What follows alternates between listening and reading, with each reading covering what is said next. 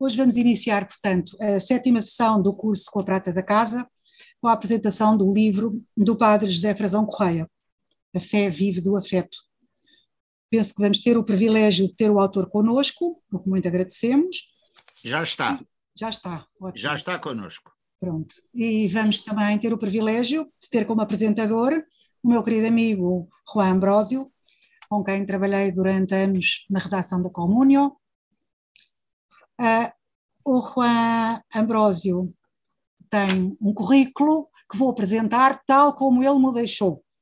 E ele deixou-me o currículo dividido em duas partes. A primeira parte intitulou O Mais Importante. E o mais importante, diz ele, nascido em Valência de Alcântara, Cáceres, Espanha. Casado com Cristina, pai do André, que trouxe para a família a Lúcia, e do Filipe, que trouxe para a família a Maria. E agora aquilo que eu considero o menos importante. O menos importante é que é docente da Faculdade de Teologia, é um dos coordenadores da prática de ensino supervisionada, onde faz o acompanhamento, a orientação da elaboração de relatórios finais no mestrado em Ciências Religiosas da Faculdade de Teologia em Lisboa. Leciona Antropologia e Teologia da Família no Instituto de Ciências da Família e no Instituto de Ciências da Saúde da Universidade Católica Portuguesa.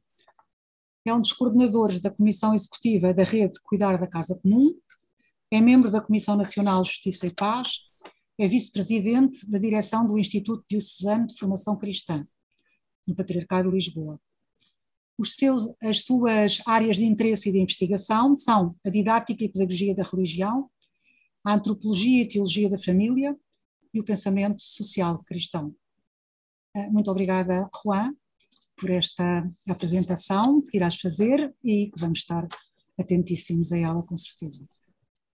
Obrigado, Luísa, e uma boa tarde, noite, fim da tarde, princípio da noite a todos, a todas e todos que estamos aqui presentes. É um gosto poder colaborar nesta iniciativa por vários motivos, porque primeiro também foi porque o pedido veio da querida amiga Luísa e que é de facto um gosto poder colaborar com ela. Lembro esse tempo da Comúnio em que pudemos fazer algumas reflexões bem interessantes. Lembro também o que foi o início da Rede Cuidar da Casa Comum, não é? Onde fomos tateando esse percurso que agora se vai desenvolvendo.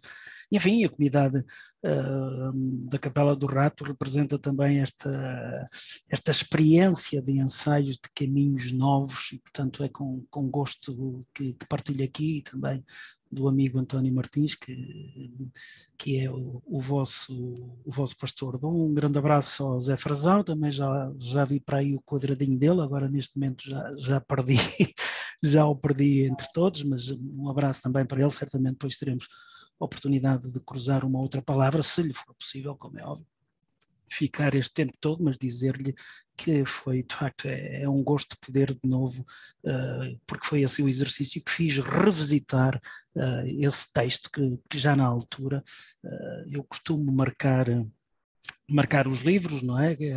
Ao modo que os vou lendo, depois quando os termino de ler costumo-lhes pôr uma data para, enfim, marcar a data que fiz as leituras e já lá ia uns anos, portanto foi bom pôr-lhe uma segunda data, dizer que o li uma segunda vez já com um outro olhar e tirando riqueza. Enfim, eu vou partilhar convosco um texto, aliás um pequenino PowerPoint que pode ajudar a seguirmos o que queremos. Vamos ver se eu consigo fazer esta experiência. Eu quero tentar aqui uma coisa que possa... Vamos ver. Ok, estamos aqui. Penso que vocês me estão a ver aqui a um cantinho, não estão? Sim, senhora, está ótimo. Ok, muito bem. Então, tem aqui já só o primeiro slide, e porque este primeiro slide, enfim, não há nada de novo, recupero aquilo que é o vosso belíssimo cartaz, destaco o livro que aqui nos convoca hoje e proponho-vos este título para essa reflexão que vamos fazer, e com este título proponho-vos aquilo que é a minha perspectiva. O que eu vou partilhar convosco não é tanto um estudo sobre o pensamento do José Frazão, não me atrevo a tal, embora acompanhe com algum interesse a reflexão que ele vai fazendo e tenha lido algumas coisas, se calhar até bastantes, do que ele tem escrito e sempre com muito proveito, mas não é nessa perspectiva que eu me vou-me colocar na perspectiva de notas de leitura. No primeiro momento, aquilo que partilho convosco serão notas de leitura, e da minha leitura, como é óbvio, daquilo que é a minha experiência, daquilo que é o meu pressuposto, porventura mesmo o meu pré-conceito, como se diz na minha língua materna, aquilo que é el balcão a partir del qual eu miro, ou seja, a varanda a partir da qual eu leio, eu olho a realidade, eu vivo a minha experiência, porque cada um de nós é sempre um ser em situação e só pode ler a partir de determinada perspectiva. Portanto, num primeiro momento será a partilha dessas notas da leitura que eu fiz. Já não é uma primeira leitura, é uma segunda leitura, e portanto cruzando com tudo o que é a minha experiência, a minha sensibilidade, a minha predisposição. Mas num segundo momento este exercício quer também ser notas para uma leitura. E daí o parênteses que aí está, um bocado estranho no título que vos proponho. E estas notas para uma leitura são certamente notas para uma leitura vossa, para aqueles que porventura não tenham lido o texto, ou que já o tenham lido e que porventura o queiram revisitar. Portanto, a partir daquilo que é o impacto que ele teve em mim, poder porventura abrir-vos também outras possibilidades, ensaiar outros horizontes e, portanto, nesse sentido seria também notas para uma leitura vossa ou para uma releitura vossa, mas quer ser também notas para uma leitura da vida e da fé. Em primeiro lugar, da minha vida e da minha fé, e também, por que não ousar dizer isto, da vossa vida e da vossa experiência de fé. E aí será simplesmente a sugestão de caminhos, de possibilidades que me proponho fazer convosco. Portanto, isto só para enquadrar o título e dizer o que me proponho fazer, para que as expectativas não esperem outra coisa que eu não vou fazer e que, portanto, não vou fazer a leitura da obra de José Frazão, não vou fazer pontos com outros textos, embora elas depois possam parecer evidentes, não vou fazer também pontos diretas com outros autores, embora elas também vão aparecer e é inevitável que elas, enfim, povoam aquilo que é a minha reflexão e, portanto, não posso fugir a elas. Mas, então, para enquadrar o que me proponho fazer convosco nesta tarde, este princípio de noite, agradecendo uma vez mais o convite. Começo vou-me chegar aqui para o lado para não atrapalhar o texto. Uma brevíssima nota biográfica do José Frazão Correia, muito breve mesmo, nascido em 70, entrado na Companhia de Jesus em 95, ordenado em 2004, estudos de filosofia, teologia, em várias cidades, Lisboa, Braga, Roma, Paris, tendo-se doutorado em Teologia Fundamental na Gregoriana, em Roma, sobre a orientação de Elmar Salman. Destaco aqui dois textos, porque eles estão muito ligados um ao outro.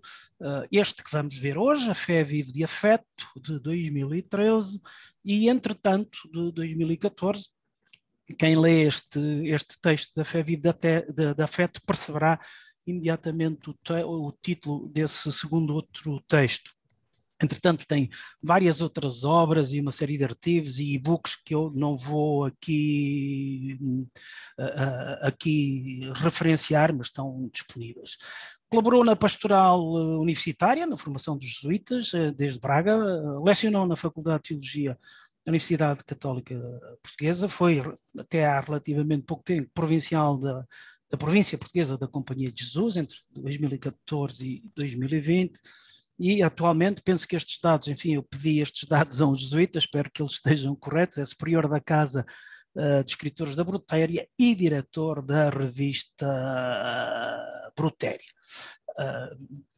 Esta pequenina nota que eu fui buscar, enfim, alterando-a, com a sua teologia, julgo eu que o Zé Frazão procura propor uma redescoberta da importância da vida, dos sentidos, do afeto, das relações, a importância que isso tem na experiência cristã. E como a experiência cristã não só pode ser lida a partir da revalorização ou da redescoberta, para muitos será a mesma descoberta destas realidades, como a fé não pode ser pensada, ou perde muito se for pensada fora deste contexto, deste horizonte vital, que é a própria vida, que são os sentidos com que essa vida é coberta, é vivida, é experimentada, que são os afetos que tecem as nossas relações e que constituem o mais nuclear da nossa vida. No fundo, tudo isto que tem que ser assumido, que tem que ser integrado na própria experiência cristã, não só na maneira de a viver, mas também, se calhar, sobretudo, na maneira, porque na maneira de viver a gente não pode evitar isso, mas na maneira de pensar e de refletir e de a partilhar com outros, e aí sim, esta dimensão tem estado muitas vezes ausente, demasiadas vezes ausente, atrevo-me mesmo a dizer.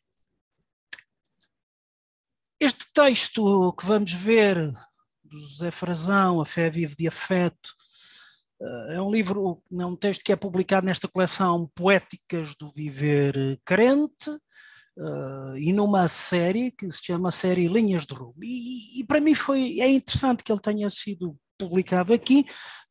Dessa coleção diz o seguinte: o presente é entrançado de linhas múltiplas e linhas descontínuas que se cruzam, dando forma ao que os nossos olhos veem. Ora bem, nós vamos ver, e para aqueles de vós que já leram o livro, isso ficará claro que a reflexão sobre a fé que aqui se faz é povoada deste presente, tece com este presente e com estas linhas múltiplas e descontínuas. E que estas linhas múltiplas e descontínuas não são acidentes no percurso da fé, pelo contrário, são as linhas mestras com que se tece essa experiência. E, portanto, ela, se quer ser verdadeiramente apreendida, se quer ser verdadeiramente assimilada, se quer verdadeiramente significar a vida, dar significado à vida, dar sabor à vida, uma expressão que o Zé Frazão usa com cuidado e acho eu de uma maneira muito eficaz. Não aparece tanto neste texto, mas aparece noutros, embora deste texto também se possa depreender isso. Se a fé quer dar sabor à vida, e ela não pode fazer outra coisa que não seja dar sabor à vida, então ela não pode fugir, não pode excluir, não pode ignorar, não pode fintar, não pode passar ao lado destas linhas múltiplas, destas linhas descontínuas que se cruzam e formam e tecem a nossa existência. E algumas dessas podem até já apontar profeticamente caminhos de sabedoria, ou seja, podem até profeticamente ousar ensaiar pistas de reflexão, novos horizontes que nos ajudem a ensaiar outros caminhos, outras experiências. E penso que neste contexto, se este é o objetivo da coleção, e é dito que é o objetivo da coleção, então este livro está no seu justo lugar, está na sua justa coleção, porque ele pretende ser isso, pretende propor-nos isso. O texto começa por um primeiro capítulo de abertura, onde se nos diz isto: a fé é afeto, é só uma vez a fé. A gente emenda os slides 300 mil vezes e eles teimam sempre depois em aparecer com gralhas. Portanto, a fé é afeto, aparece aí 2 vezes a fé, e li isto tantas vezes. E é muito interessante logo o que diz aqui. É afeto. Mas e esta talvez porventura não seja uma maneira a que nós estamos muito habituados a falar, mas que a mim me diz muito. É a afeição de Deus por nós, é o afeto que Deus tem por nós, porque nós em relação a Deus utilizamos a categoria amor e em relação a isso não temos qualquer tipo de problema. Deus ama-nos, aliás, estamos sempre a dizer isso. não dizemos tantas vezes que esse amor é também um amor que é construído por afetos concretos, não é? E, portanto, esta afeição de Deus por nós, que é depois reconhecida e correspondida, e atenção a esta afirmação, reconhecida e correspondida, ou reconhecemos-nos reconhecidos, já lá vamos, pode ser digna de confiança. E é aqui que se vai jogar tudo, não é?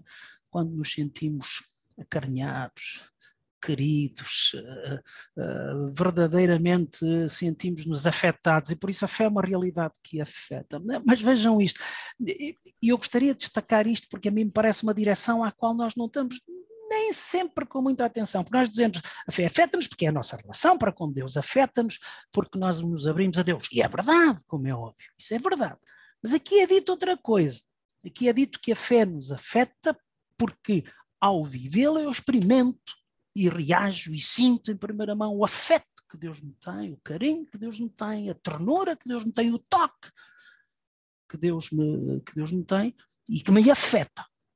E por isso é uma realidade que vive de afetos, que é marcada pelos afetos, que marca os afetos, que não pode prescindir dos afetos. Como foi possível e como continua a ser possível que nós muitas vezes propunhamos esta experiência da fé a outras pessoas que não habitam as comunidades cristãs sem fazer referência a esta dimensão. E quando fazemos até quase que fazemos com medo, ou quase que dizemos, enfim, ela é importante, mas não é o mais importante, como se aquilo que faz vibrar as linhas da nossa existência, como aquilo que faz vibrar as cordas da nossa existência não fosse o mais importante, não é? O que é que faz vibrar o nosso coração? O que faz vibrar o nosso coração é o que mexe na nossa vida. Se a fé não faz vibrar o nosso coração, se ela não toca, se ela não entra neste choque dos afetos, verdadeiramente pode ser uma coisa meramente racional, meramente descritiva, ou quase, ou tendencialmente mais racional, mais descritiva, mas que acaba por dar pouco sabor à vida, dar pouco significado à vida, torna-se cada vez mais incapaz de transformar essa vida. Portanto, a fé que vive de afeto, isto, vejam, e este é um exercício que eu vou fazer, vou a partir de agora buscar textos do próprio autor, fazendo uma coisa, como é óbvio, se vocês quisessem saber o que o autor pensa do livro, teremos certamente a oportunidade, ele está aí e poderiam-lhe ter pedido isso. Ao pedirem-me a mim, eu vou recorrer às palavras dele, como é óbvio, do texto, mas vou já fazê-las vibrar porventura de outra maneira, porque essa também a grande força e a grande riqueza dos livros. Elas saem, todos nós sabemos isso, saem da mão, do pensamento, das teclas, do que for, dos autores, e depois começam a dizer outras coisas, a falar de outras maneiras, a apontar outros caminhos, porque esse é o impacto que tem nos leitores. Um bom livro também mexe nos afetos, também faz vibrar essas cordas e, portanto, depois ele deixa de ser terreno e propriedade. E o autor pode sempre dizer, não foi essa a intenção que eu quis com esse livro, é legítimo e pode sempre dizê-lo, mas ele já não pode controlar, de facto, o impacto que esse livro e que isso provoca no leitor e não pode já controlar as consequências e as vibrações que isso tem no leitor. E, enfim, portanto, eu vou citar o texto, mas vou depois evocar o impacto que ele teve em mim. Bem, a fé vive de afeto é a linha com que cose os textos deste texto. São declinações de um tema maior.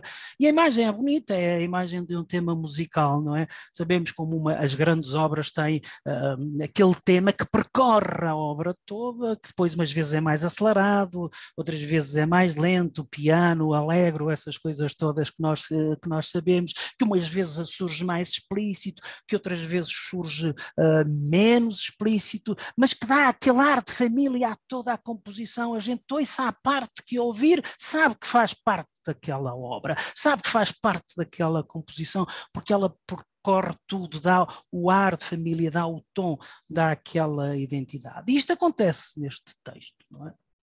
Ele cose de vários textos, como este tema musical, portanto motiva este exercício criativo, quase lúdico, como nos diz o Zé Fração na página 7, com tantas variações deste tema vital.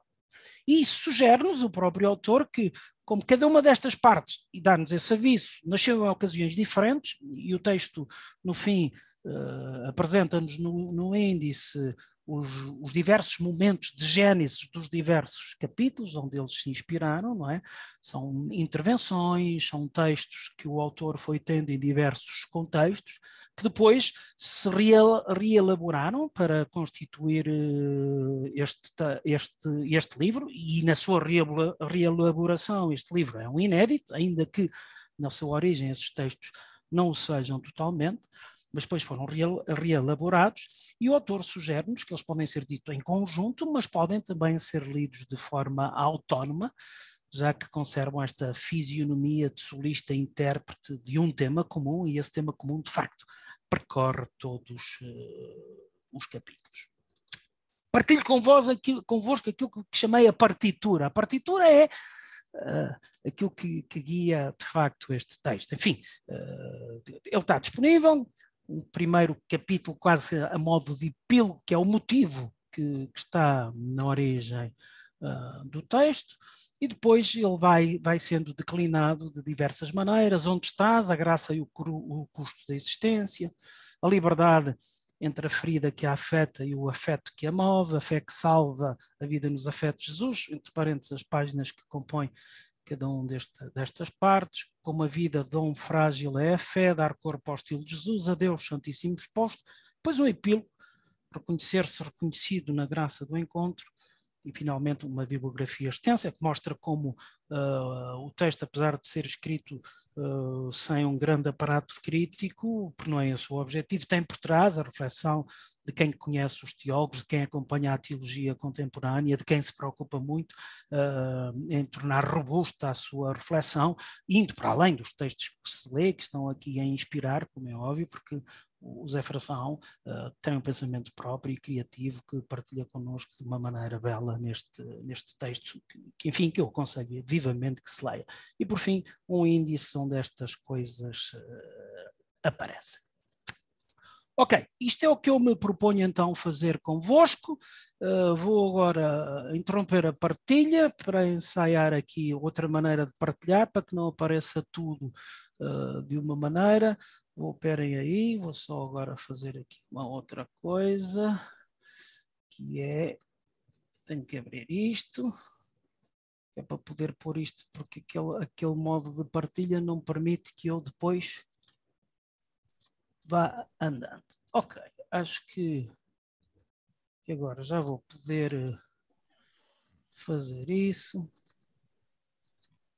Ok, neste momento já devem estar a ver outra vez a partilha. Já está. Exatamente, muito bem. Então vamos agora percorrer cada um dos capítulos, e a metodologia que eu utilizei, que vou utilizar e que vos proponho é...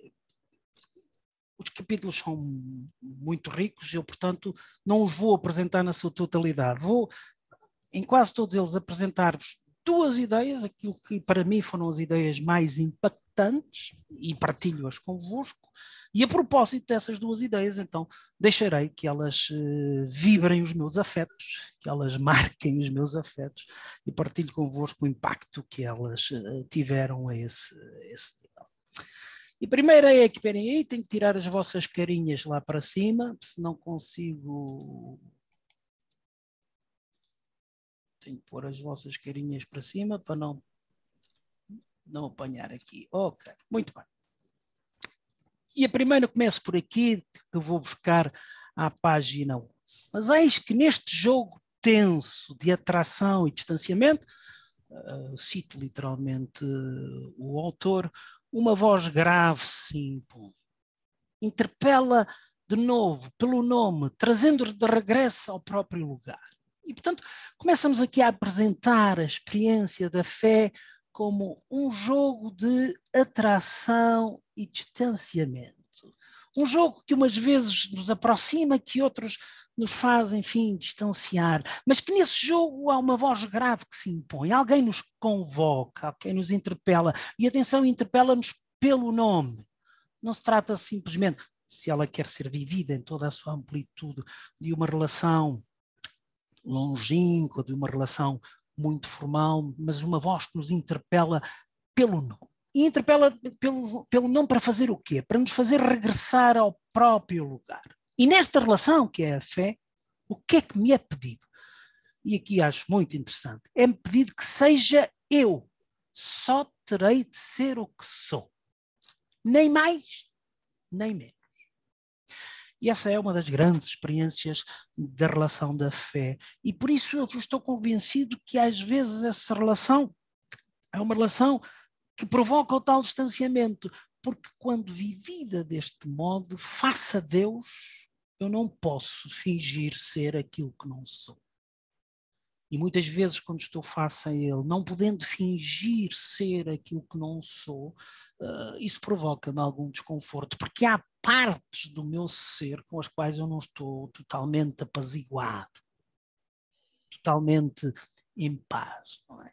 Porque são partes da minha vida, da minha existência, que eu tenho que trabalhar, que tenho que retrabalhar, que tenho que aprofundar. E aí, numa relação na qual eu sou o que sou, não posso fugir a elas. Penso que a fé às vezes torna-se distanciamento e torna-se desconfortável quando verdadeiramente é o resultado dessa experiência. E mais, eu só poderei avançar a partir do lugar onde me encontro, da minha verdade, da minha situação, mais perto, mais próximo, mais evidente, menos evidente, mais clarividente, menos clarividente, com mais certezas, mais incertezas, é do lugar onde estou, daquilo que eu sou. Ou seja, é uma relação onde se joga a verdade daquele que é Deus e da verdade daquele que eu sou.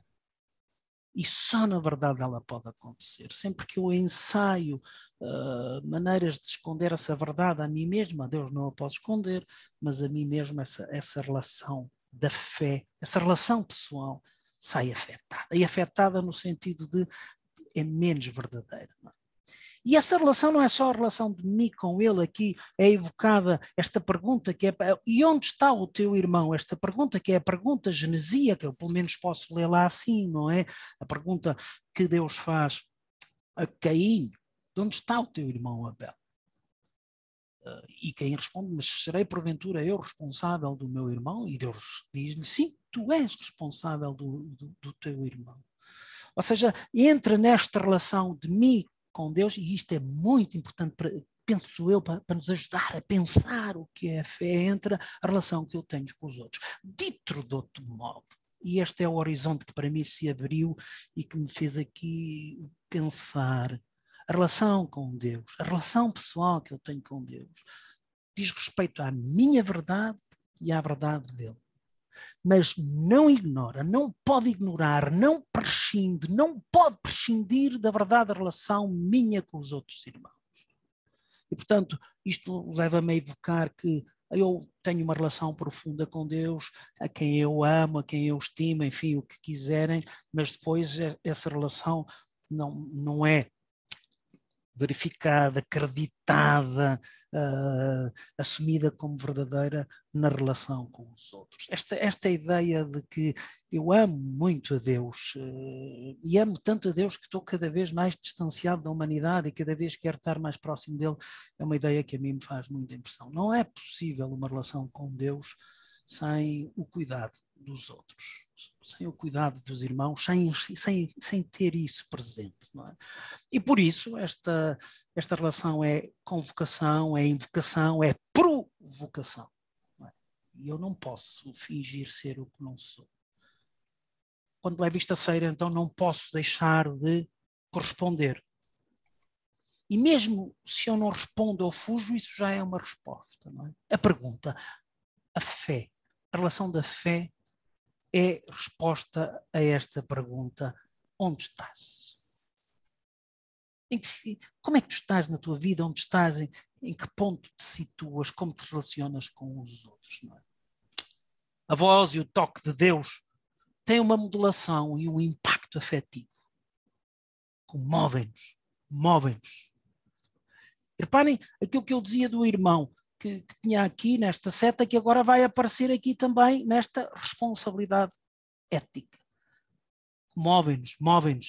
E nesta disposição afetiva, e eu quase que me atrevia a dizer também efetiva, não é? Vemos já desenhada uma efetiva responsabilidade ética e eu quase que me atreveria a dizer uma afetiva responsabilidade ética, jogando com as palavras. Não é? Esta interpelação de Deus, que me lança sempre para uma responsabilidade ética, e hoje para mim isso é evidente, isso aparece-me claro no pontificado de Francisco, não é?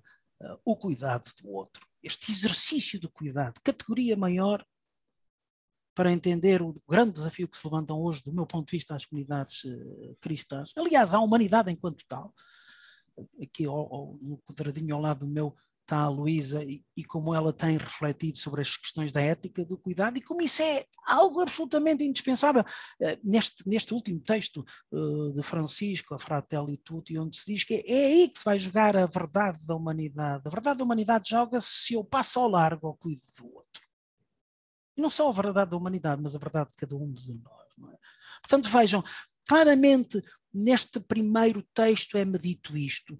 A relação de fé, esta relação que responde a uma interpelação, a esta provocação, a esta voz que tem em mim o impacto, não é simplesmente uma relação entre mim, e este mim é cada um de nós que aqui está e ele, mas é uma relação entre mim e ele, na qual entram os outros, o cuidado dos outros, porque ela é uma efetiva responsabilidade ética, porque ela acarreta uma efetiva responsabilidade ética, porque a experiência da fé e da relação com Deus nunca pode ser uma experiência fechada sobre si mesma, entre dois, entre mim e ele, mas é uma experiência entre dois que se abre, que suporta os outros. E aqui uma primeira dimensão que me parece muito importante, de facto, de procurar como a fé, e isto já são palavras minhas, não pode ser uma experiência para uso fruto próprio, só para uso fruto próprio. Para a minha realização pessoal, para a minha salvação. É verdade que é também para isso. Mas se ela se fecha só nisso, vê-se afetada por falta de afeto, e por falta de afeto com os outros, não é? Porque acaba por ser um egoísmo a dois, um egoísmo meu em relação a Deus. No segundo, a liberdade entre a ferida que a afeta e o afeto que a move, vê se não me perco com o tempo, propõe-se-nos isto. Inscrevendo-se por entre o encanto e o pesadelo, a graça e o custo, a maravilha e o sofrimento, o reconhecimento e a desconfiança que sempre marcam o nosso viver e estar no mundo, vida e fé, iluminam-se e suportam-se, arriscam-se e criticam-se mutuamente, de modo que a religião não destrua, mas suporta a vida e a vida não se torne banal, vazia, abstrata e distrai. E aqui é sublinhada este binómio, vida e fé, esta relação insubstituível, ou seja, dito de outro modo, para muitos seres humanos, será possível a vida sem fé. Não é essa a minha opção, não é essa a opção de muitos dos que aqui estamos, ou para não dizer de todos. Será possível uma vida sem fé, entendida a fé nesta relação pessoal com Deus, entendida a vida sem um suporte antropológico de um acreditar qualquer? Isso julgo que não será possível, porque a própria vida, o próprio viver, pressupõe sempre um suposto antropológico de um acreditar, de que é possível viver, pelo menos isso. Mas, dizia eu, é possível esta vida sem a fé, sem entendida desta maneira, mas não é possível, não é de todo possível por a mim, pelo menos a mim não me parece de todo possível, a fé sem a vida. E por isso me interrogo tantas vezes, quando muitas vezes a queremos pensar e a apresentamos em catecismos, em manuais, em conferências, em homilias, em formações, como uma coisa que aparece tantas vezes desgarrada da vida, tantas vezes a pairar sobre a vida, tantas vezes ao lado da vida. Não é? Como se fosse possível pensá-la sem a vida. A fé não se reduz à vida, não se esgota na vida, mas esse é um habitat por excelência. A fé tem que habitar a vida. E tem que habitar o próprio Deus. Deixem-me dizer isto, e já sou eu, já são os meus afetos a vibrar nesta leitura. A fé traz, se quiserem, tem que trazer Deus para a vida, mas também traz a vida para Deus. Ou seja, permite esta relação, esta ponte entre estas duas dimensões da existência.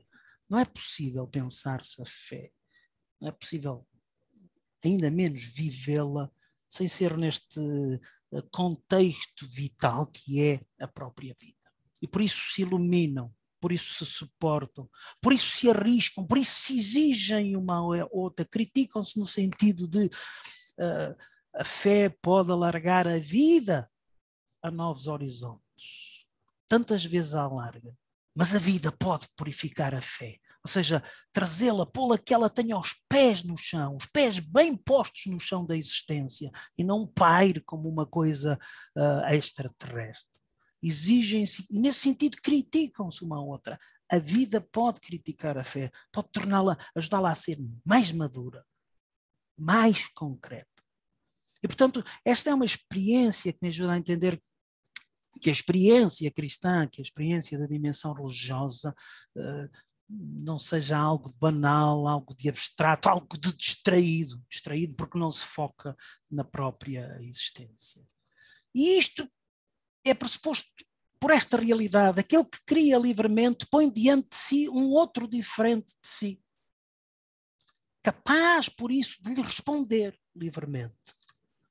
A liberdade do Criador desenha diante de si o espaço arriscado e fecundo da relação livre. Isto é para mim tão bonito e tão desafiante, porque muitas vezes nós não pensamos a fé assim, como verdadeiramente um jogo de liberdades, uma relação de liberdades, a do Criador e a minha. E a fé só é verdadeiramente possível neste espaço arriscado e fecundo da relação livre, em que cada um livremente, o que eu vou dizer porventura possa levantar muitas interrogações, em que cada um livremente interpela o outro e ajuda o outro a ver de maneira diferente. E digo que isto que eu estou a dizer pode levantar muitas interpelações, porque para muitos perguntarão como é que o ser humano pode ajudar Deus a pensar de maneira diferente, a ver de maneira diferente como é que o ser humano pode interpelar Deus. Ainda que seja com uma linguagem analógica, ainda que esteja nos limites daquilo que possa ser aceitável, eu arrisco-me a dizer que sim. Gosto de pensar naquela imagem que a Sagrada Escritura nos conta, dizer, vou arrasar aquela cidade, e depois o diálogo com Deus. Olha lá, ó Deus, e se houver lá 20 juntos na cidade, 20 justos na cidade, tu destróis a cidade? Bem, se houver lá 20 justos, eu não destruo. Depois pensou melhor, digo, onde é que eu vou arranjar 20 justos nesta cidade? Oh Deus, e se forem só 10? Ou seja, mais do que o caricato que eu estou a contar, quer dizer é que há aqui um diálogo que afeta também Deus, que, deixem-me dizer desta maneira, porventura já para além do que é o aceitável, que afeta Deus, que ajuda Deus a pensar de maneira diferente, como se ele não soubesse tudo e pensasse tudo, mas se calhar estas imagens deste tal Deus tão absoluto, se calhar também as devíamos repensar um bocadinho, algo que já direi um bocadinho à frente acerca disso, não é? Um Deus que me leva a sério e, portanto, que escuta os meus argumentos, que ouve os meus argumentos e que comigo é cada um de nós, e que comigo, enquanto comunidade cristã, vai construindo os caminhos, vai ensaiando possibilidades, vai fazendo história. Não apesar de mim, não sem mim, mas comigo, levando-me a sério, escutando os meus argumentos. E, portanto, este espaço arriscado e fecundo da relação livre, esta liberdade que é uma peça essencial para pensarmos a fé. A fé que salva a vida no afeto de Jesus começa-nos agora a introduzir naquele que é para nós o testemunho da fé. Vejam isto, o verbo fez carne. Quando se diz neste gesto visceral da palavra divina se fazer corporeal? Quando se dá neste teatro do Filho Eterno se dizer na singularidade de uma biografia humana. Atenção a isto. A revelação de Deus alcança o seu expoente máximo na singularidade de uma biografia humana. O que quer dizer que esta biografia humana faz parte essencial deste processo. A dele, Jesus, a nossa. Não pode haver esta experiência não pode acontecer fora da singularidade de cada uma das nossas biografias humanas. Uma vez mais, a chamada a atenção para meter a vida nisto, a vida concreta nisto. E o texto continua, vejam, o que Deus diz de si e de nós na carne do Verbo não é separável de modo efetivo como se nos dá na história de Jesus. O conteúdo da sua revelação não é dissociável da forma de um corpo, do estilo de uma vida.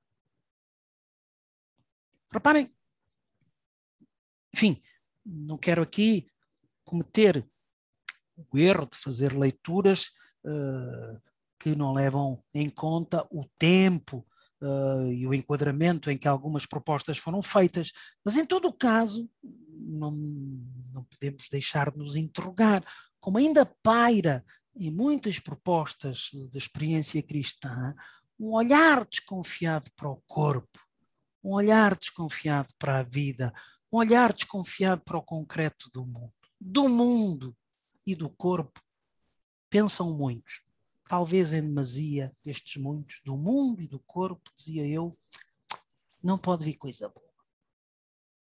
E isto ainda vai pululando o nosso imaginário.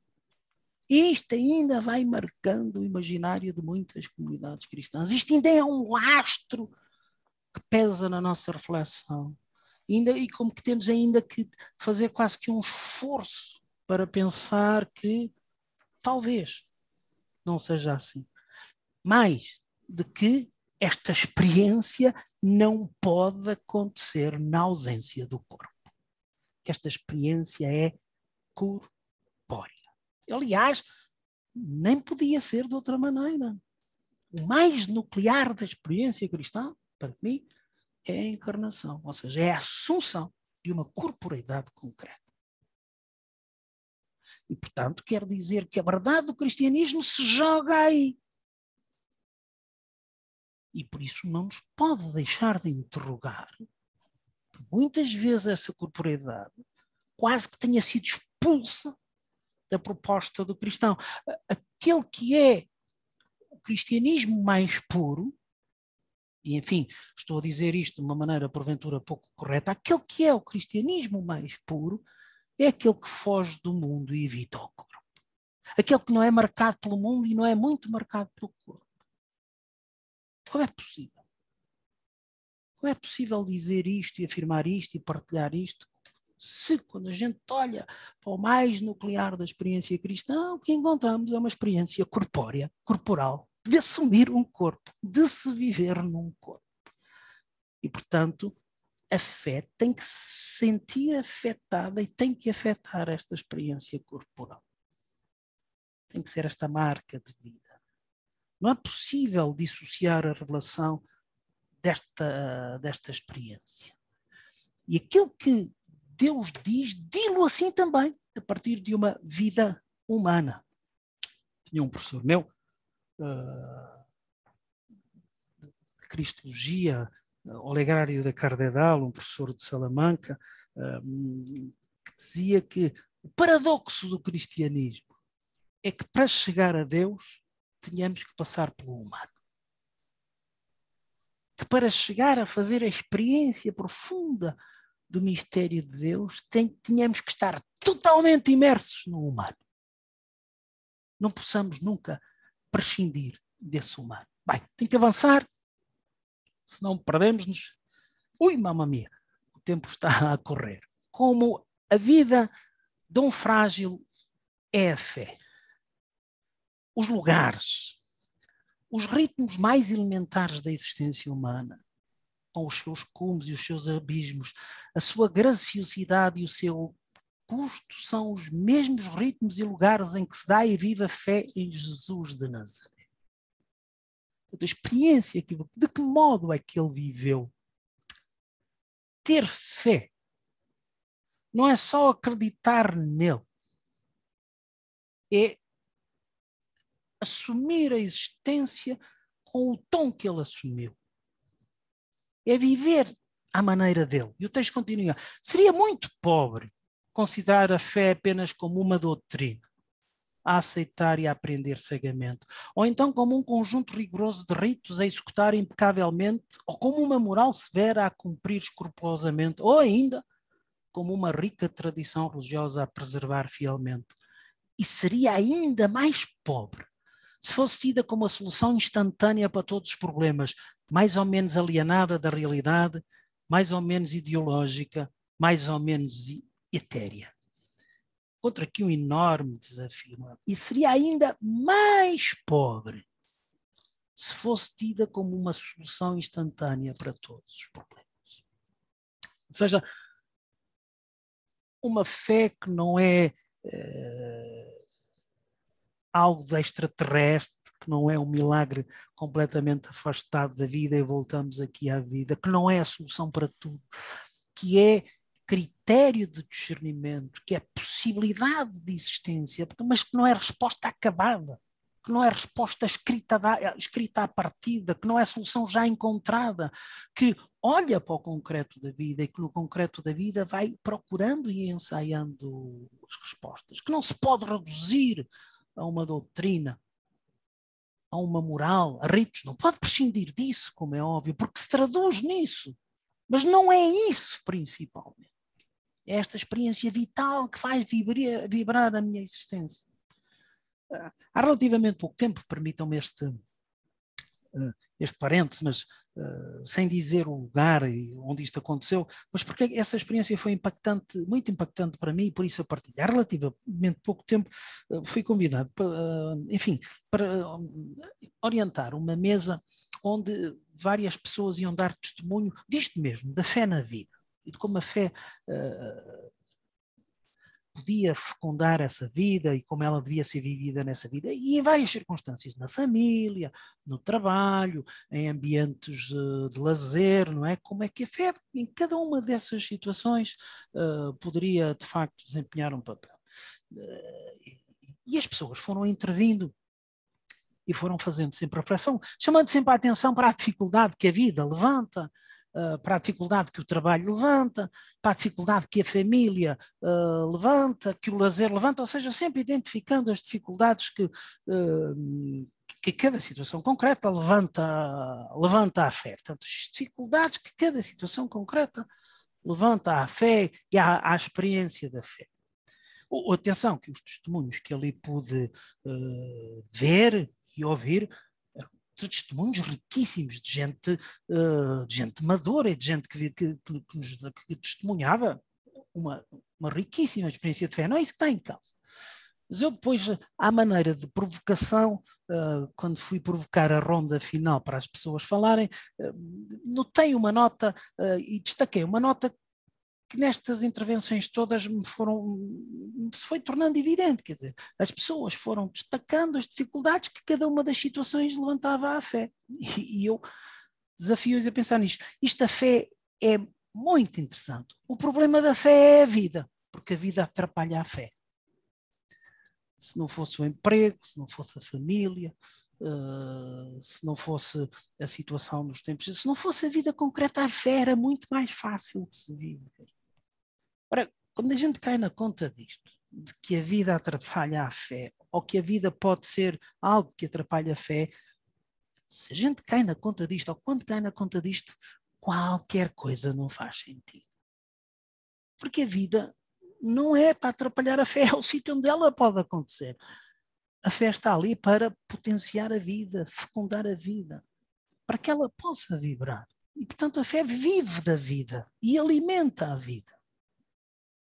Quando a gente entra nestas dicotomias ou a apresenta como algo, essas respostas já completamente fechadas, já completamente ditadas à partida, sem ver o concreto, é porque há aqui um fosso, há aqui uma dicotomia, há aqui uma separação evidente entre uma realidade e a outra. Não pode ser.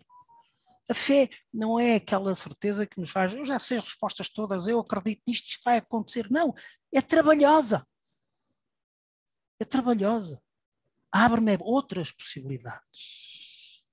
Abre-me outros horizontes, permite-me ver de outra maneira, porventura permite descobrir outras soluções que sem ela eu não descobriria, mas não me dá a resposta à partida, de um modo automático. Essa resposta tem que ser construída, e construída na relação com este quem acredita e na relação com os outros que juntamente comigo acreditam, porque a fé declina-se sempre na primeira pessoa do plural e na primeira pessoa do singular. Ela tem que ter este corpo ao estilo de Jesus. Face à mudança radical, a vida cotidiana deixou de encontrar na fé cristã a força e a forma de uma existência que valha a pena. Por outro lado, a fé sente a dificuldade crescente em ter voz no capítulo para dar razões da sua esperança com sensibilidade e sensatez nos lugares em que a vida acontece, nas relações que tece, nas práticas comunitárias que gera. Lembro-me num episódio quando alguém, enfim, numa das aulas onde eu estava, alguém fazendo uma leitura da realidade dizia: esta realidade expulsou a fé, as pessoas expulsaram a fé da vida. E alguém, um dos alunos lá estava, disse de uma maneira com muita piada que eu achei tão certeira e tão ajustada àquela situação. Se calhar estas pessoas expulsaram a fé da vida porque muitas vezes a fé que lhes foi proposta expulsou a vida.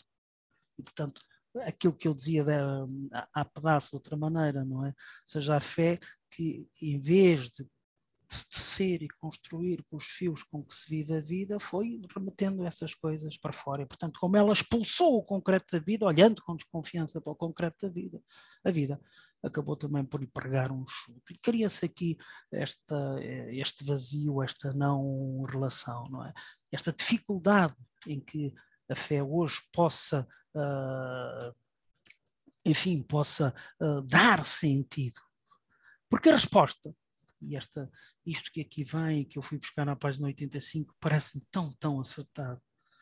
O que seremos não poderá não habitar a história. Nós não temos hoje... Que contornos terá a fé amanhã?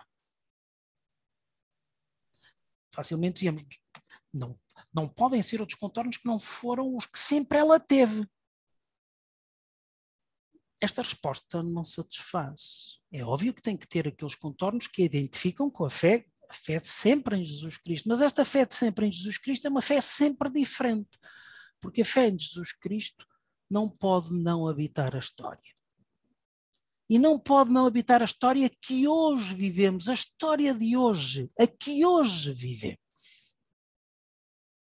Porque qualquer que seja o momento em que o cristianismo vive, e não há para ele tempo ideal, porque cada tempo é o tempo propício, essa é a única carne viva, essa é a única carne viva na qual pode e deve encarnar a verdade que salva. Não pode não habitar a história. A fé terá que ir assumindo contornos distintos, disso não tenho dúvida. O rosto da fé tem traços comuns, que lhes dá os tais traços de família, de ar de família, mas tem que ter rostos concretos em cada momento da história. E isto não é conjuntural, é estrutural. Não pode não habitar a história. Não pode não acontecer no concreto da existência, esse concreto corpóreo que já falámos. Uma vez mais, e por isso ela tem que vibrar com a vida concreta. Cada tempo é o tempo propício. E uma vez mais, isto tem a ver com o nuclear da experiência cristã, que é a encarnação. E estamos a acabar um último capítulo, chamemos-lhe assim. É um texto, a maneira como está formulado, eu interpreto-a de vários modos. Enfim, este é um texto porventura um bocadinho mais difícil de entrarmos nele, tenho que o ler mais devagarinho. Recordemos que o mundo e a cultura, que até bem pouco tempo se compreenderam naturalmente e necessariamente cheios de Deus, também produziram os seus ídolos e os seus mandantes, as suas abstrações e alienações, as suas iniquidades e impiedades. Muito interessante isto. O tal vazio que se falava há pedaço. A maneira como nós fomos apresentando Deus às pessoas. E se calhar o problema não é só como nós fomos apresentando Deus às pessoas, mas como nós o fomos apresentando a nós mesmos, como nós o fomos visualizando, configurando. Provocou isto. O Uno produziu e marginalizou tantas periferias. O Alto ignorou o cotidiano e tantas biografias. Bem, reparem, isto que é a obra, a composição musical foi avançando com todas as declinações, todas as variações, onde foi sempre insistindo na importância da vida, do concreto da vida, da história, do corpo, que não se pode prescindir disso na experiência da fé, e como isso tudo marca a fé e a afeta, e como isso se tece, como ela se tece disso tudo, e de repente é-nos proposta aqui uma leitura de que uma certa maneira de apresentar Deus e de o vivermos nós mesmos provocou isto. O Uno produziu e marginalizou as periferias. O Alto, este Deus tão alto, que tantas vezes ignorou o cotidiano e as biografias. O íntimo, que se fez surdo a tantos apelos. O perfeito, que fez violência ao ritmo lento de tantos passos, porque cada um caminha à sua maneira e ao seu ritmo. O verdadeiro declarou anátema tantas diferenças. E o puro, que diabolizou tanto o corpo.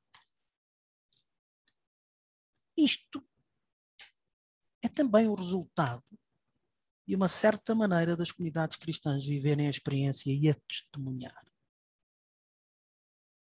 Portanto, foram criando vazios, foram criando zonas de exclusão, como se há coisas na vida que a fé não pode tocar, por mais coisas, porventura, por mais ambíguas que essas coisas sejam, menos claras que elas sejam, mas elas têm que ser tocadas pela fé, afetadas pela fé. Ou então elas verdadeiramente nunca poderão ser redimidas, nunca poderão ser salvas, sem ter medo de utilizar essa expressão. Mas não, uma certa maneira de apresentarmos Deus, de o vivermos, de o imaginarmos, de o visualizarmos às outras pessoas na experiência cristã das nossas comunidades, foi criando zonas de exclusão. Zonas onde à partida não se pode ser cristão. E vejam a dificuldade que nós hoje temos em integrar a diferença. Eu sei que vou agora pisar terrenos perigosos e ambíguos, mas vou pisá-los. Em integrar diferentes maneiras de amar, diferentes maneiras de acreditar, diferentes maneiras de nos relacionarmos, que à partida parecem estar excluídas da possibilidade de a fé aí entrar, daí penetrar, daí pisar esses territórios. Se somos assim, já não podemos ser cristãos. Se somos cristãos, já não podemos ser assim. Enfim, esta expressão, se somos cristãos, já não podemos ser assim, talvez faça algum sentido, porque a gente depois tem que transformar a vida. Eu não ignoro isso. O que eu me pergunto é se há zonas de exclusão da existência, porque a fé é o momento em que estamos, o sítio em que estamos, a verdade que sou. Depois eu posso movimentar-me para outros sítios e posso ir aprofundando e reconstruindo a verdade. Ok. Mas há zonas de exclusão à partida.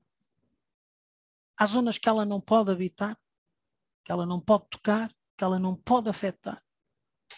Foram-se criando vazios e tornando essas zonas de exclusão. Tomemos, portanto, este novo lugar, estes vazios, se calhar são o grande desafio que se levantam hoje a muitas das comunidades cristãs e a maneira de viver a fé, como feliz possibilidade para o cristianismo. Ele acontece aí. pode acontecer aí. Uma promessa purificadora e tão fecunda para a nossa fé como a arte de viver e de habitar o mundo. E deixem-me mesmo... tenho mesmo que acabar. Não posso falar. 3 minutos, está bem? Só mais 3 minutinhos. Que é esta experiência que vem logo enunciada no texto da Evangelii Gaudium, dito desta maneira: temos que ter a coragem e a ousadia de ir àqueles territórios onde estão a ser construídas as novas histórias e os novos paradigmas do mundo. Porque se não formos aí, o Evangelho não poderá tocar, afetar, para utilizar a expressão, essas experiências que aí estão a ser desenvolvidas. E não tenhamos ilusões. As novas histórias e os novos paradigmas serão na mesma contados, mas serão contados sem este sabor e sem este afeto que pode dar esta outra maneira de viver. Bem, um epílogo então, onde vai surgir, e estou mesmo a terminar, esta afirmação: o espaço aberto entre nós. Seja esta relação entre cada um de nós e Deus, cada um de nós e Deus e os outros que nos rodeiam, é este lugar que precede e excede a ti e a mim, sem ser propriedade tua nem minha, porque implica a ambos em algo maior e ainda inédito. Eu atrevo-me a dizer que isto é tão bonito, porque outra vez é aquilo que vos dizia há pedaços, porventura isto é uma maneira já demasiado ousada, já demasiado para lá de falar de Deus. Como é possível que este espaço não seja propriedade de Deus nem minha? Como é possível que neste espaço eu possa criar com Deus algo de inédito? Como é possível para Deus criar algo de inédito? Eu atrevo-me a dizer que sim, que Ele me leva a sério, que ouve os meus argumentos, insisto nisto, que se deixa afetar por mim. E porque se deixa afetar por mim, surge o inédito. Claro que na maneira como nós pensamos Deus, o absoluto, o que já sabe tudo, parece que não há espaço para isto, mas na relação vital, isso quer verdadeiramente ser levado a sério. E eu acredito que sim, há espaço para isto, para construir algo de inédito, porque nos levamos a sério. Poderá a fé no Filho de Deus encarnado ser menos que esta graça imensa de nos reconhecermos biograficamente reconhecidos, no dom da vida que corre entre nós? Eu acho que não pode. E que se joga tudo aqui nesta biografia. Bem, muito rapidamente, a modo de conclusão, se tivesse que escolher um texto, vou só apresentá-lo, não vou comentar, depois nas perguntas porventura haverá tempo para isso. Se tivesse que escolher e destacar um texto, destacaria este, porque acho que resume bem tudo o que foi estas variações. O dom só existe entre quem dá e quem recebe. Vejam entre. No exercício efetivo de ser dado e de recebido. Só existe, portanto, quando dado a alguém e recebido por alguém. Não por necessidade ou obrigação, mas porque sim.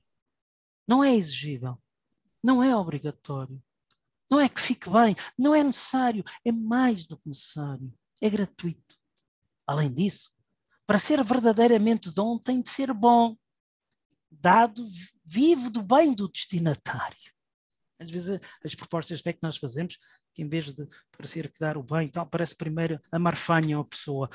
O dom vive da liberdade, seja de quem dá, seja de quem recebe, como condição de verdade da relação. Portanto, o dom é uma prática livre e mais do que necessária de um feliz reconhecimento recíproco, em que cada um de nós reconhece a Deus e em que Deus nos reconhece a nós. Penso então que este exercício que o Zé Frazão nos propõe e partilha connosco nos ajuda, porque ele faz isso e ajuda-nos depois a fazer isto, a pensar a existência e a viver a vida a partir do afeto da fé. Mas nos ajuda também a pensar a fé e a viver o encontro com Deus a partir do afeto da vida. Exigem-se ambos. Pedem-se ambos. Nesta experiência, e isto é um refrão que passa por todo o texto, desta experiência de me reconhecer reconhecido.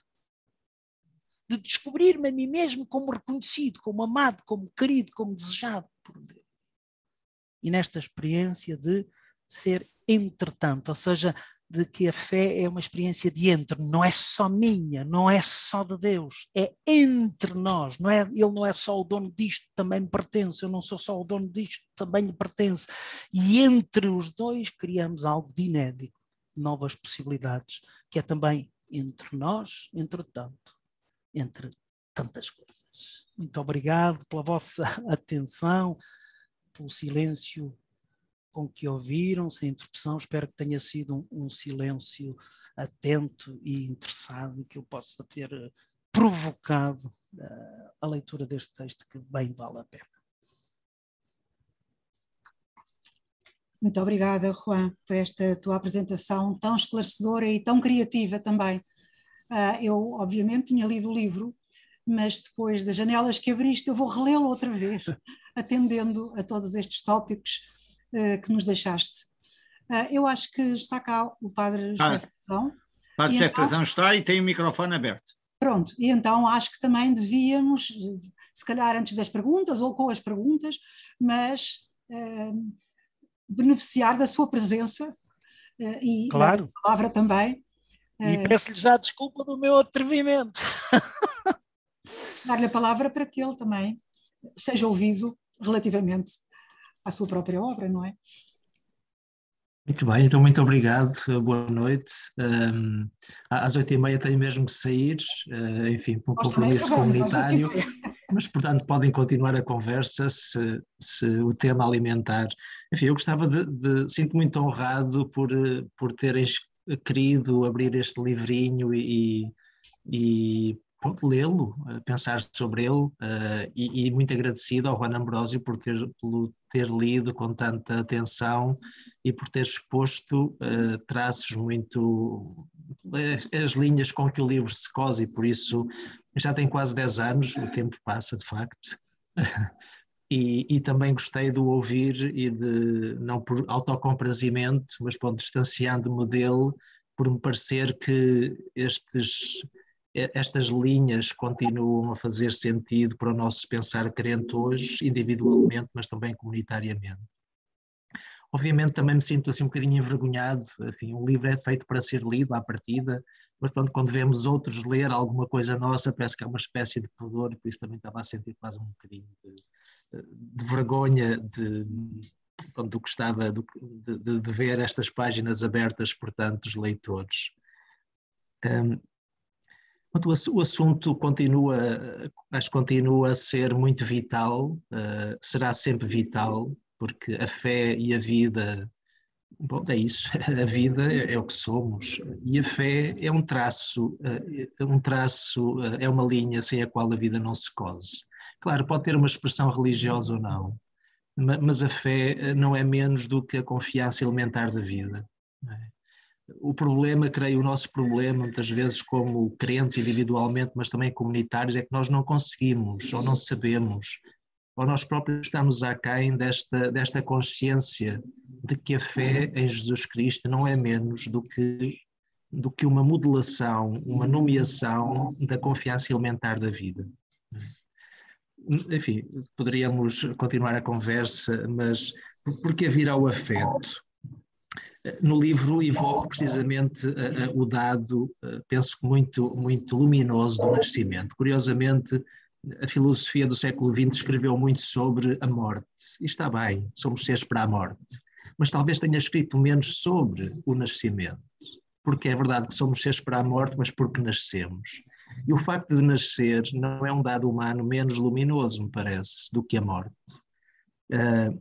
E por isso, neste lugar humano, que é o nascimento, já podemos ver desenhado o que assumirá uma forma explícita na fé religiosa. Bastaria recordar o modo como a mãe acaricia o seu bebê, como lhe canta uma canção de balar, como lhe sorri, para nos apercebermos que é pelo afeto que se está e que se é trazido à vida. É um dado humano elementar. E penso que será tanto válido em Portugal como no Paquistão, como na América do Sul ou como na China mais recôndita. Somos trazidos à vida pelo afeto. o bebê ainda não sabe nada acerca da vida, ou melhor, ainda não sabe balbuciar uma palavra e já aprende tudo acerca do que importa na vida e sobre o seu mistério. Por isso, neste afeto que traz a criança à vida, já temos um pressentimento religioso. A fé cristã em concreto não vai fazer mais do que dar o nome a esta experiência humana elementar, que é a experiência do afeto. O calor do toque, a ressonância da voz, a expressão alegre do sorriso, enraizam a criança afetivamente na confiança e iniciam-no à necessidade de se confiar. Por isso o afeto é algo que se recebe e é algo ao qual se corresponde. Por isso o afeto é igual a laço, a vínculo. Um afeto é um vínculo, porque vive de algo que me alcança e me afeta, o corpo, os sentidos, a alma, o espírito, e afetando-me de uma maneira tão vital, gera uma correspondência. O bebê aprende a sorrir como resposta ao sorriso da mãe. O bebê aprende a falar porque corresponde à palavra ouvida. É iniciado a dizer de si quando está em relação com outros. Não é? E obviamente, como o afeto marca, a ausência de afeto também marca. A falta de sorriso, a falta de aconchego, a falta de cuidado também marca, e marca muito negativamente. Por isso a fé é este sentimento forte e persistente que liga pela confiança reconhecida e retribuída.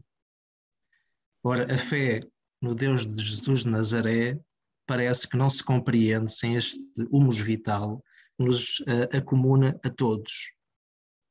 Creio que o problema é um problema cultural, é um problema também circunstancial. O problema cultural é que a modernidade nos ensinou a que a razão é uma coisa e o afeto é outra. Uma coisa é saber, outra coisa é sentir. E, no entanto, se nós pensarmos um bocadinho, percebemos que todo este discurso não faz qualquer sentido, pelo menos humanamente. Isto é, o nosso saber, o saber do bebê é um saber que é um sentir. Antes de ser matizado, ou racionalizado, ou articulado, é um sentir. Ou melhor, o bebê sentindo sabe. É porque sente que sabe. E, portanto, esta divisão artificial de conteúdo, de inteligência e de sentimento, ou de sentir, não faz qualquer sentido. Curiosamente, o último livro de António Damasio tem como título Sentir e Saber. Tenho aqui à frente da minha... Com método científico, uma pessoa completamente longe, enfim, do nosso horizonte de compreensão das coisas, curiosamente diz que a coisa mais elementar na formação da consciência é um sentir que faz saber. Ou um saber que é sentir. Ora, a nossa experiência de fé podia ser dita exatamente com este título, Sentir e Saber. A nossa fé é um saber que sente e é um sentir que sabe. Por isso é um sentir inteligente. E a inteligência da fé é uma inteligência que sente. Bom, por isso, todas estas páginas, e termino, é uma tentativa.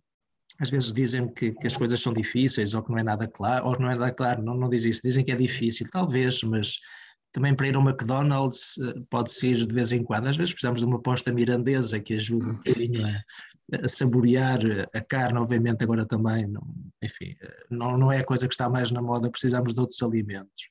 Mas isto para dizer que também o esforço do pensamento exige por vezes alguma... Não é complicar por complicar, ou para quanto mais complicado melhor, mas é verdade, há um esforço também de articulação do pensamento para que ele possa dizer o que quer dizer, esperando que ainda assim não fique hermético. E para terminar, parece-me que hoje talvez precisemos de cultivar duas coisas que me parece também são duas faltas eclesiais graves. A primeira é de iniciar ou de acompanhar, de iniciar uma certa literacia afetiva. Parece que este é um problema, me parece, da nossa vida humana, se calhar, mas também da nossa vida crente, uma certa iliteracia afetiva, ou dito de outra maneira, uma certa iliteracia espiritual. Faltam-nos instrumentos para para medir, para reconhecer o impacto da vida em nós, não é? Para perceber o que é que se passa cá dentro, em tudo aquilo que nos afeta, em todos os afetos, que muitas vezes acabam por ser afetos cegos, por vezes tornam-se violentos por falta de uma capacidade de os reconhecer e de os interpretar. É isso. Interpretar a música afetiva, a música espiritual. Esta talvez seja uma das maiores dificuldades da catequese, é que a catequese parece que não consegue iniciar minimamente a experiência afetiva que é a fé. Dito de outro modo, não consegue iniciar a experiência espiritual que é a fé, que é a mesma coisa. Aqui afeto, espírito, afetividade, afeto e espírito são sinónimos. Não é? A segunda coisa é como é que todo este exercício de afeto correspondido se pode tornar um estilo eclesial. Neste momento, o que mais me digamos assim, preocupa, ou que mais procuro pensar é isto. Hoje não basta apelar à adesão individual, não basta apenas apelar ao mundo interior. A Igreja tem que encontrar formas de visibilidade que sejam geridas, que sejam formuladas por meio desta tonalidade afetiva da própria fé, que se torna hospitaleira, que se torna acolhedora, que se torna capaz de acompanhar os ritmos lentos das pessoas, de ter uma palavra de graça, de abertura em todas as experiências de fechamento das pessoas, que seja capaz de celebrar ou ajudar a celebrar as realizações da vida, etc. E, portanto, parece-me que este discurso, esta reflexão sobre o afeto e sobre o laço, não é apenas um discurso individual ou pessoal, mas terá que também ser capaz de se traduzir numa forma eclesial. O modo como celebramos a liturgia, o modo como nos organizamos, como exercitamos a autoridade, como discernimos em comum, parece que terá que ser capaz de gerir, de articular as grandes linhas com que se cose a vida.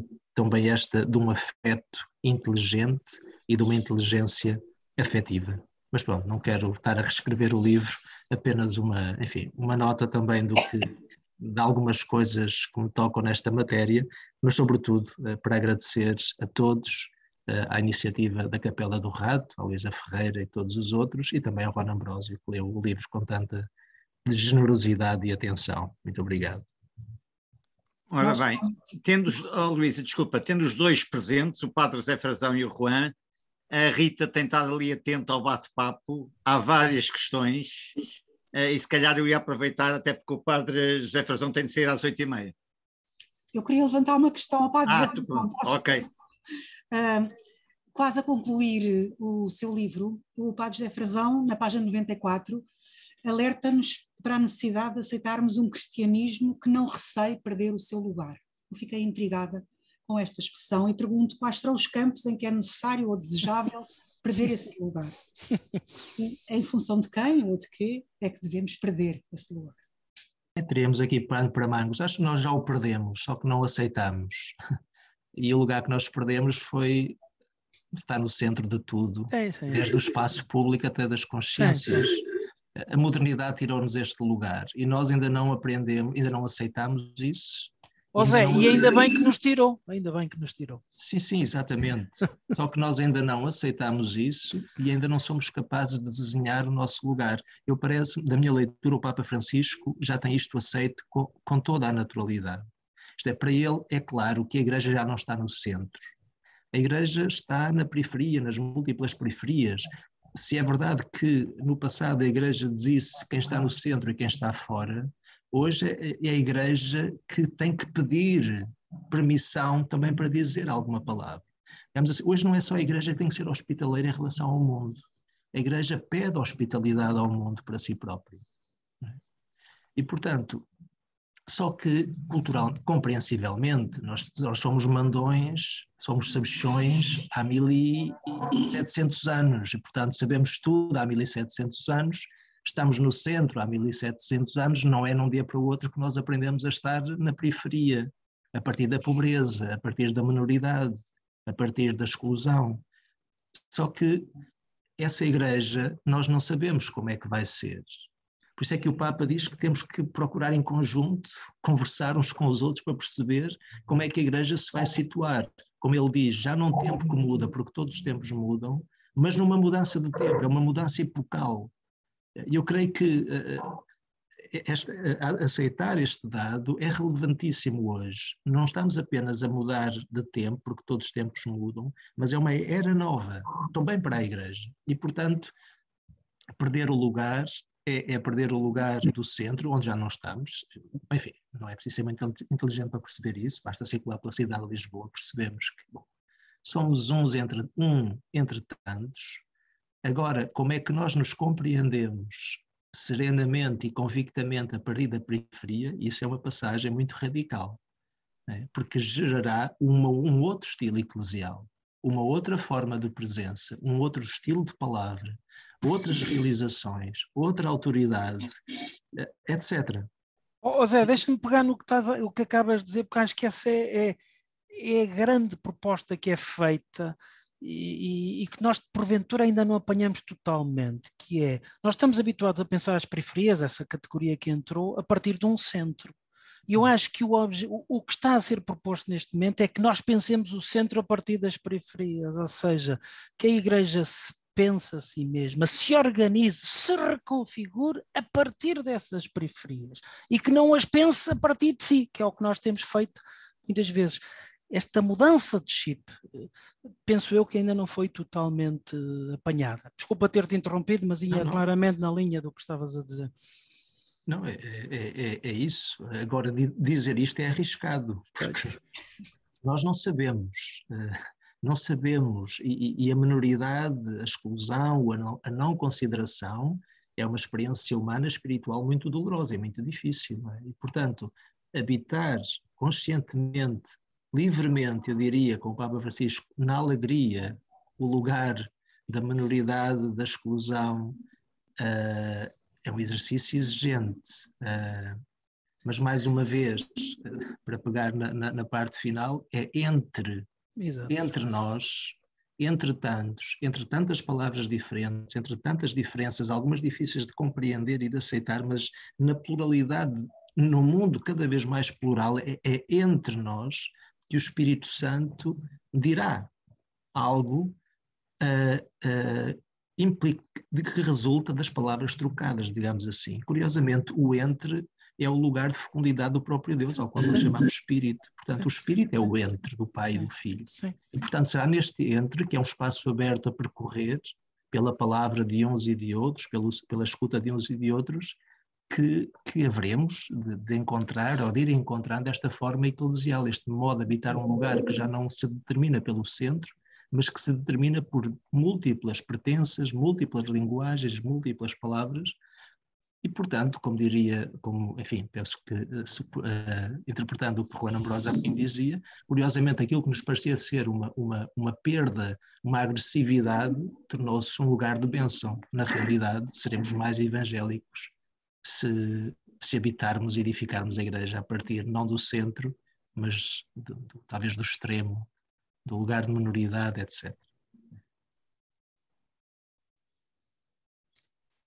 E eu penso sinceramente que até esta nossa posição de não sabermos tudo ou de não pensarmos que sabemos tudo é que será a possibilidade de ensaiarmos o tal inédito, esse entretanto, não é?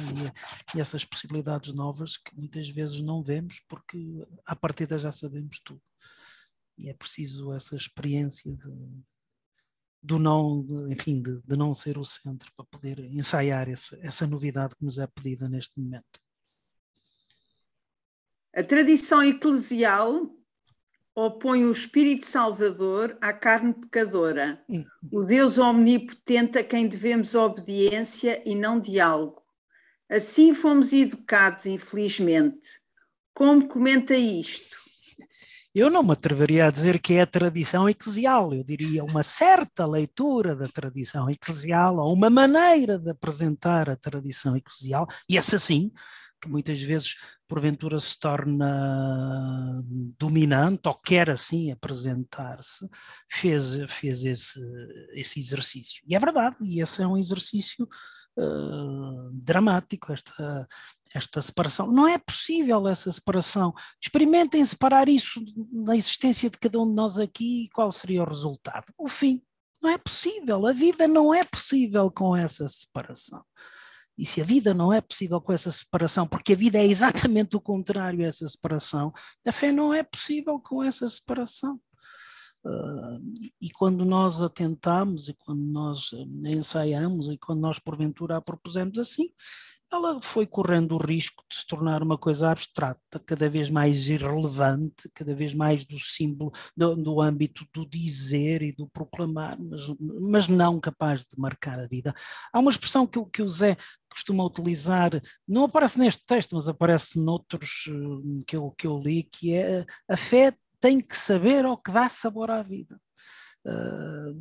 Não pode ser algo que não transforma essa vida, que não lhe dá sabor. E esta imagem é para mim poderosa por uma razão muito simples, que é um bocadinho isto, é o apurar o sabor. Se quiserem, a fé apura o sabor. Daquela imagem que nós utilizamos do condimentar. Muitas vezes nós podemos comer comida sem sal e comida sem condimentos, podemos perfeitamente comer isso. Porventura não terá um sabor tão apurado. Comer os condimentos sem a comida é capaz de provocar um desarranjo total nos intestinos e nas barrigas, não é? E muitas vezes é isso que nós fazemos, quer dizer, apresentamos e damos a comer a fé como condimento sem a vida. E outra-me a dizer que quanto melhor for a peça de carne que o Zé Frazão falava a pedaço, o tal bife, não é? Quanto melhor for isso, mais a fé pode ainda trabalhar em cima disso e apurar mais o sabor. Portanto, em vez de dizer, de prescindirmos da vida, a fé será tanto mais efetiva, e o falar assim já é um falar dicotómico, mas para nos entendermos, quanto melhor for a vida, quanto mais for assumida a vida, quanto mais a vivermos a sério, mais a fé pode ainda ser fecunda e abrir lá a novos horizontes e a novas possibilidades. Onde ela de todo não funciona, onde ela de todo não serve, parece-me é fora da vida, porque esse é o seu habitat essencial, sem o qual ela não pode subsistir. Muito obrigada, quer ao Juan, quer ao Padre José Frazão Correia, por este fim de tarde que nos fizeram viver e que necessariamente nos fizeram também diferentes na maneira de pensar a fé e os afetos. E agradeço a todos também a atenção com que nos seguiram e até daí a 15 dias.